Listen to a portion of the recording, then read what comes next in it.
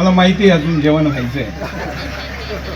भारत माता की असं भारत माता की जय न करणाऱ्याला सुद्धा आवाज गेला पाहिजे संगमनेर मध्ये. भारत माता की, गंगा माता की, गोदावरी माता की, गौ माता की, आज के आनंद की, सदू बाबा की. आज पुण्याला कार्यक्रम होता, तुम्ही म्हटलं कामात काम नाही. आज दिल्लीतून होम मिनिस्टरचा आदेश आला की पुण्याचा कार्यक्रम चेंज करा आणि कोल्हेवाडीला जा. त्यामुळे कामात काम नाही, स्पेशल आलेलं आहे. कारण माझी पत्नी सुद्धा या शाळेमध्ये शिकलेली आहे महाराज, या शाळेमध्ये. त्यामुळे तिने सांगितलं की आज मी तुमच्या बरोबर नाहीये, पण ज्या मंदिरात मी रोज दर्शन घ्यायचे, ज्या मंदिरातल्या आशीर्वादाने मी आज दिल्लीत आहे, तिथं 5व्या वर्षाचा उत्सव चालू आहे. त्यामुळे तुम्ही गेलं पाहिजे आणि म्हणून सगळा कार्यक्रम चेंज करून आज या कार्यक्रमात तुम्हाला भेटायला आलो. या ठिकाणी अरुणनाथ गिरीजी महाराजांबद्दल मी ऐकून होतो. भलेही मी दिल्लीत राहत असलो महाराज, तरी कोण महाराज काय करतो याच्याकडे माझं लक्ष असतं. पत्रकार आहे, त्यामुळं उलट्या पलट्या महाराजाबरोबर माझा फोटो कधी दिसणार नाही. पण तुमच्यासारखे धर्मासाठी लढणाऱ्या लोकांच्या कार्यक्रमासाठी वाट वाकडी करून यायचं हा आमचा संस्कार आहे. मी धर्मासाठी काम करतो. एक प्रसंग आता या ठिकाणी महाराजांनी सांगितला, फार मार्मिक होता, की मुलाला जिवंत करण्यासाठी आईबाप सुद्धा मरायला तयार नव्हते, पत्नी तयार नव्हती, बाकीच्यांचा तो प्रश्नच नाही. परंतु हा देश सुरक्षित राहावा म्हणून हातात बंदूक घेऊन सीमावर मरण्यासाठी जाणारा सैनिक देशासाठी मरायला तयार असतो. याला आपण विसरलं नाही. कुणी कोणासाठी मरत नाही हे खरं आहे, पण असे लोक आहे जे धर्मासाठी मरायला तयार असतात, जे देशासाठी मरायला तयार असतात. आणि म्हणूनच अशा लोकांना आपण विसरलं नाही पाहिजे. जे लोक धर्मासाठी देशासाठी मरतात त्यांना आठवणीत ठेवणारा समाज कधी समाप्त होत नाही. म्हणून त्या हुतात्मा वीरांना आपण आज स्मरण केलं पाहिजे. मी देशभर सगळ्या राज्यांमध्ये जात असतो, अगदी बंगाल जातो, नागालँड जातो, कोणतंही असं राज्य नाही, अनेक देशात गेलो. परंतु महाराष्ट्राच्या भूमीचं एक वेगळं महत्व आहे. आज कीर्तनाला, प्रवचनाला या सगळ्या वयोगटाचे लोक इथं बसलेले आहेत आणि हाच संस्कार महाराष्ट्राला मिळतो. आणि म्हणून या ठिकाणी छत्रपती शिवाजी महाराजांचा जन्म होतो.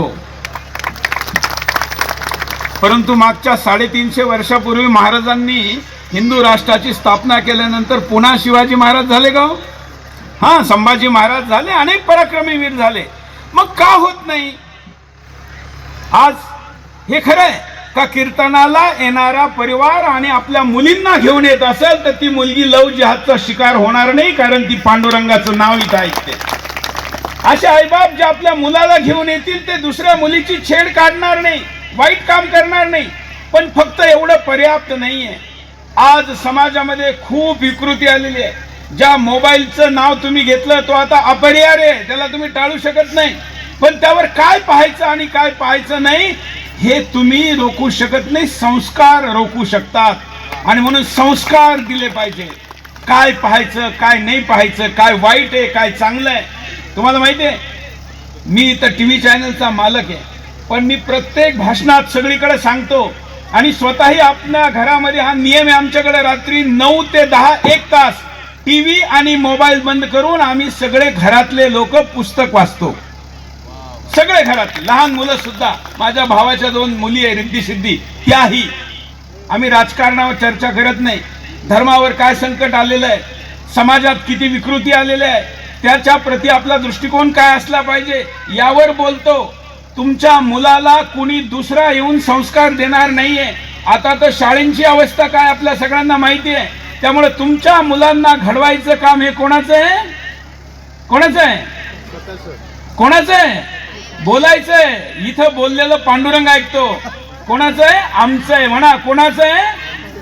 त्यामुळे ते काम तुम्ही जर करणार नसाल तर वर्षात 2-4 वेळा ऐकलेल्या कीर्तनाने आता पर्याप्त काम होणार नाही. कारण पूर्वीच्या काळी प्रदूषण कमी होतं, त्यामुळे वर्षात एखादी वारी केली, एखादा प्रवचन, काल्याचं कीर्तन ऐकलं तरी माणसं ठीक राहायची. आता दर मिनिटाला मोबाईलवर वाईट गोष्टी येत आहे. त्यामुळे टिकून राहायचं असेल तर धर्माच्या जवळ जास्त गेलं पाहिजे, आपल्या जीवनात गुरु केला पाहिजे. मी जनार्दन स्वामी महाराजांना गुरु केलेले आहे. महाराजजी बाबाजी म्हणायचे, ज्याने गुरु नाही केला त्याचा जन्म वाया गेला. या कोलेवाडीत मी अनुष्ठान केलेलं आहे, त्यावेळी शाळेत कॉलेजला होतो मी. मग आपण हे सगळं जे ऐकतो, हे ऐकून फक्त जर निघून गेलं तर मग ते इकडून ऐकलं आणि इकडं सोडून दिलं. पण जर ऐकलं आणि आत्मसात केलं तर मग शिर्डीचा सुरेश चव्हाणकेही दिल्लीला जाऊन चॅनलचा मालक होऊ शकतो. आमची पुंजी काय, आमची शक्ती काय, आमचं पुण्य काय? तर आई वडिलांनी साधू संतांची सेवा केली, आम्ही धर्माच्या सेवेसाठी हातावर प्राण घेऊन लढतो, यांनीच आम्हाला मोठेपण दिलं. आज देशात कुठेही जातो, तुम्ही जो परिचय दिला तोच परिचय दिला जातो. आमचं काय हात जास्त आहे, बोट जास्त आहे, कान जास्त आहे, डोळे जास्त आहे का? नाही. एक हिम्मत जास्त आहे का गाईला कापणाऱ्या कसायला कापू, ही आमच्यात हिम्मत आहे. लव जहाद करणाऱ्या जिहाद्याला सोडणार नाही, ही आमची हिम्मत आहे. धर्मांतरण षड्यंत्र करणाऱ्या हिंदू धर्मातून लोकांना घेऊन जाणाऱ्यांना सोडणार नाही. आम्ही आंदोलन करतो, सरकारला कायदे बनवायला लावतो. आज महाराष्ट्राने सुद्धा कायदा बनवला. देशात असं सगळीकडे ज्या तुम्हाला महाराज एक माझा अजून परिचय माहीत नसेल आणि सासरवाडीवाल्यांना कदाचित सगळ्यांना माहीत नसेल. मी हिंदुस्थानात एक मात्र माणूस आहे ज्याच्यावर 1832 मुकदमे आहे, केसेस. कोणावर नाही.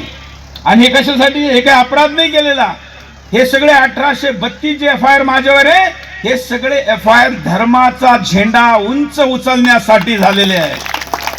पण तो कधी खाली ठेवणार नाही, तो अजून उचलीत जाईल आणि तो लाल किल्ल्यावर रावल्याशिवाय राहणार नाही. हेच वचन तुम्हाला देतो. आपल्या मुलाबाळांची काळजी घ्या, त्यांना संस्कार द्या, हाच आजच्या निमित्ताने संदेश देतो.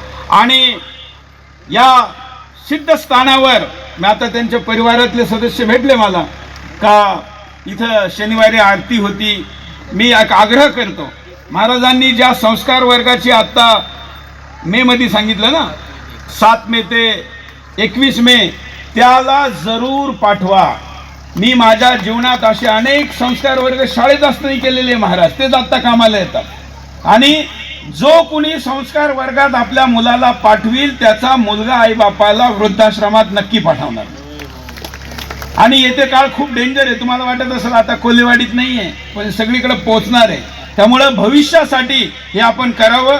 हिंदू सुरक्षा सेवा संघ हा महाराज आपण अहिल्यानगर याचं काय जिल्हास्तरीय बैठक आहे असं का? अच्छा, उद्या आहे. यामध्ये सगळ्या लोकांनी सहभागी व्हावं. आणि जावई म्हणून सगळ्यांना निमंत्रण देतो का दिल्लीला या, लाल किल्ला पाहू, राष्ट्रपती भवन पाहू, संसद पाहू आणि सुदर्शन चॅनल पाहू. जय श्रीराम.